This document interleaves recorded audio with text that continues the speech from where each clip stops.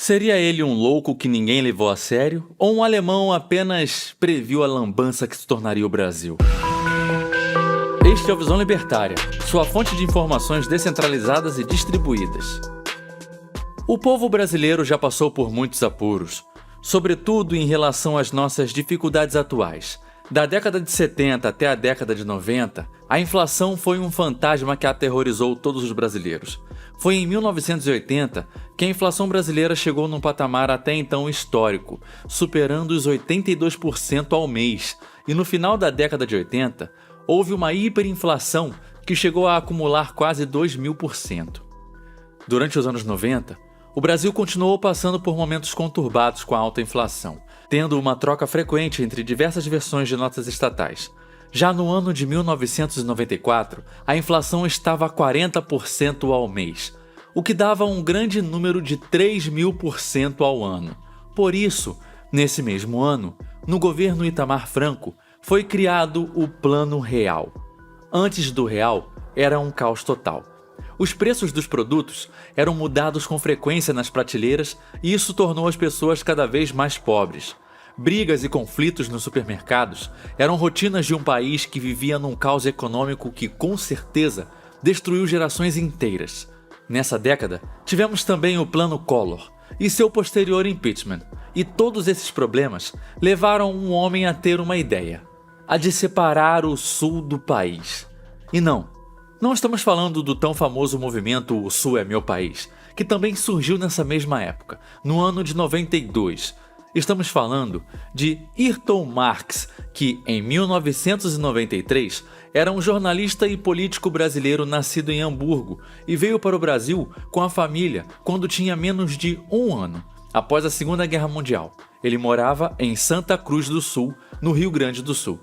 Tendo prestado serviço militar em 1966, o homem discutiu algumas vezes com seu avô, que afirmava que, abre aspas, isto aqui não é Brasil, isso poderia ser um país, fecha aspas, se referindo a seu estado. Assim, surgiu essa ideia de separar o sul do Brasil e o converter em uma nova nação que se chamaria República do Pampa Gaúcho. Ele fez até uma bandeira e um hino para o novo país, dizendo que ali nascia uma nova pátria. Ayrton Marx lançou em 1990 o livro Vai Nascer um Novo País, um manifesto que falava sobre suas motivações e como funcionaria a economia da nova nação. Segundo ele, abre aspas, o Brasil já era, é um barco que está afundando. Nós estamos pulando fora e deixando para o Brasil um até mais, fecha aspas, confessou ao repórter numa entrevista. O alemão afirmava diversas vezes que a região sul era prejudicada pelo Pacto Federativo, que só concentrava poderes e recursos em Brasília, o que de fato nós podemos concordar com ele, pois os estados não possuem tanta autonomia quanto em países como os Estados Unidos da América ou a pequena Suíça. Um exemplo muito maior disso no Brasil é o caso do estado de São Paulo. Os paulistas reclamam, e com razão, que seu estado arrecada 10 vezes mais do que recebe. A verdade é que toda a grana é destinada para sustentar regiões mais pobres, que servem como colônias políticas de certos partidos e políticos poderosos. Outro exemplo é o que acontece com o estado de Santa Catarina, como revelado pelo político Bruno Souza, ex-deputado estadual de Santa Catarina. Segundo ele, a cada R$100 de impostos pagos pelos trabalhadores da região, cerca de R$ 81,36 ficam em Brasília. Um absurdo, não é? Mas, voltando ao plano do gaúcho Ayrton Marx, a nova nação sulista teria a bandeira nas cores preto, vermelho, amarelo e azul, e se chamaria República do Pampa Gaúcho. Além do português, o próprio alemão seria idioma oficial. A moeda da região seria o joia, lastreada no marco alemão, bem similar à antiga ideia de alguns argentinos e brasileiros de lastrear suas moedas no dólar americano. Ayrton dizia que até o Plano Real era uma cópia do seu Plano Joia, um plano econômico para a nova república que ele havia detalhado em seu manifesto citado anteriormente. O homem via a Alemanha como um exemplo de nação e cultura a se espelhar, porque mesmo após derrotas em 2 guerras mundiais, o país conseguiu se tornar uma grande economia no cenário europeu e internacional. De fato, é algo compreensível uma pessoa deseja que seu povo e nação tenha por base as atitudes e políticas que deram certo e prosperaram, ou que trouxeram mais segurança e melhores índices de desenvolvimento em outros países. O estranho mesmo é ter tanta gente que admira países pobres e super autoritários como Cuba e Venezuela e nunca vão morar lá, além de querer trazer esse modelo comunista fracassado para o Brasil. É algo razoável você querer repetir passos que deram certo, não? Mesmo que alguns ainda insistam em políticas que já falharam, afirmando que não era o verdadeiro socialismo, por isso precisamos de uma nova chance às ideias de Karl Marx. Mas sobre isso, o próprio Albert Einstein já falou que é uma grande burrice fazer as mesmas coisas esperando resultados diferentes.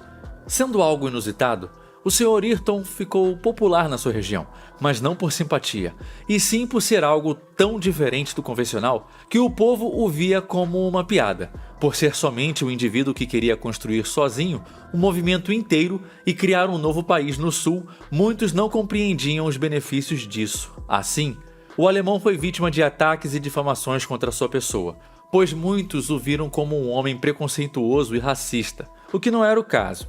Ele estava apenas cansado de pagar altos impostos para ver sua cidade e seu estado serem degradados por políticas que não têm bons resultados e só servem a interesses de uma poderosa casta que nunca pensa na população. Até a própria Rede Globo fez uma matéria sobre o alemão e seu movimento, insinuando que ele era xenofóbico e racista com outras regiões do país e que seria esse o motivo do separatismo. Mas o alemão, ao ser perguntado numa entrevista se os nordestinos seriam bem-vindos, respondeu que, caso haja emprego, sim. Mesmo assim, Ayrton ganhou todos os processos movidos contra ele e seus acusadores foram condenados a pagar por calúnia e danos morais. Porém, houve reações ainda maiores contra ele, e até sua casa foi alvejada com tiros por pessoas intolerantes e ignorantes que caíram nas narrativas da mídia sobre sua pessoa. Ele se afastou definitivamente dessa ideia separatista em 1997 e decidiu seguir outros rumos. Ao disputar um cargo político, conseguiu se tornar vereador de Santa Cruz do Sul em 2005. Posteriormente, tentou se eleger para deputado federal pelo PL em 2010, mas não conseguiu. Ayrton chegou a ser preso e condenado em maio de 2017 a 10 meses de prisão em regime fechado por crime contra a honra. Ao ser reconhecido na rua por um policial, já com mandado de prisão contra ele na época em que era filiado ao PSDB, acabou por ser preso por um tempo. Tudo isso porque ele foi acusado de ferir a honra de uma pessoa. Realmente, a liberdade de expressão no Brasil nunca foi muito valorizada. No ano de 2020, ele se candidatou para prefeito de sua cidade natal, Santa Cruz do Sul, mas ficou em último lugar na eleição, com míseros 0,46% dos votos. Parece que ele nunca teve uma boa fama entre a maioria da população. E com certeza, o objetivo da grande mídia em descredibilizar o alemão deu certo. Após tudo isso, ele ainda afirmou que tinha vontade em se candidatar a governador do Rio Grande do Sul. Mas não precisamos nem falar sobre o porquê ele não se elegeu e sequer se candidatou, né? Mas vamos ver se ele vai tentar nas próximas eleições, pois desta vez, com uma população mais madura e entendendo o que de fato é separatismo, ele pode conseguir muito apoio. Podemos perceber então que uma ideia só vai adiante quando tem massivo apoio popular. É muito difícil para um ou poucos homens mudar a realidade política de um país sem o devido apoio popular, ou ao menos uma aceitação. Como sabemos, durante muito tempo a grande e poderosa mídia, que sempre teve relações promíscuas com os chefões de Brasília, sempre fez o possível para sabotar e difamar pessoas como Ayrton Marx. Mas o que nós, como libertários, podemos falar sobre essa ideia da República do Pampas enquanto projeto? É claro que o separatismo e a ideia de criar uma autonomia e uma região menor, seja uma cidade ou pequeno estado, é algo visto como legítimo e positivo para nós libertários. Essas tentativas de separação, inclusive, são recorrentes na história. O próprio Ludwig von Mises, um dos principais nomes do liberalismo do século XX, já defendia a autonomia dos indivíduos em ter o direito de declarar independência do governo central, caso não se sintam representados por esse governo. Já libertários como Hans Hermann Hoppe e Murray Rothbard sempre alertaram em suas obras sobre os perigos do governo central ser muito poderoso e como isso retira poder das comunidades locais e suas instituições. A descentralização, portanto, é um importante passo para a liberdade e o separatismo é uma alternativa para nos libertarmos das amarras do Leviatã de Brasília, que é insaciável pelos nossos recursos. Um povo que ama sua cultura, sua tradição, suas religiões e seus costumes é hostil a controles por governos distantes que não têm contato com a realidade local e não compartilha da mesma identidade. Um exemplo é que desde quando era controlada e anexada pela União Soviética, a Ucrânia sempre foi um país que boa parte de sua população fazia o possível para resistir ao domínio de Moscou.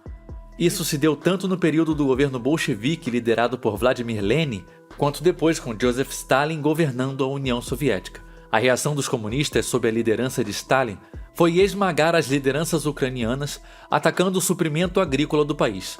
Episódio que ficou conhecido como Holodomor. Se quiser saber sobre isso, assista ao vídeo A História do Holodomor Ucraniano, disponível aqui no canal. Deixaremos o link na descrição. Enfim, o projeto de Ayrton Marx era baseado numa teoria que é coerente, mas impraticável naquele período, seja por falta de apoio político e social ou de um canal de informação que lhe ajudasse. Infelizmente, ele estava quase sozinho competindo contra toda a mídia tradicional, os jornalistas e intelectuais que defendem o governo federal, além do sistema de ensino tradicional. Por isso, naquela época, ninguém queria ou levava a sério uma ideia separatista, apenas algumas pessoas. Assim como o famoso Enéas Carneiro, Ayrton foi visto como louco por alguns, mas hoje em dia, com sua história sendo revelada na internet, muitos estão achando interessante suas ideias e reconhecendo que ele acertou em sua previsão. Talvez seja porque a sua maior sensatez é tal que os eleitores fazedores do L ainda não perceberam. O fato de que o Brasil está fadado ao fracasso se continuarmos a ser controlados e explorados pela elite de Brasília. Obrigado por sua audiência. Esse artigo foi escrito por Tom Félix, revisado por historiador libertário e narrado por mim, Leafar. Escreva artigos você também. Acesse visãolibertaria.com. Se você gostou do vídeo, compartilhe em suas redes sociais. Caso deseje ser avisado de outros vídeos, inscreva-se no canal e depois clique no botão da campainha. Um abraço e até a próxima.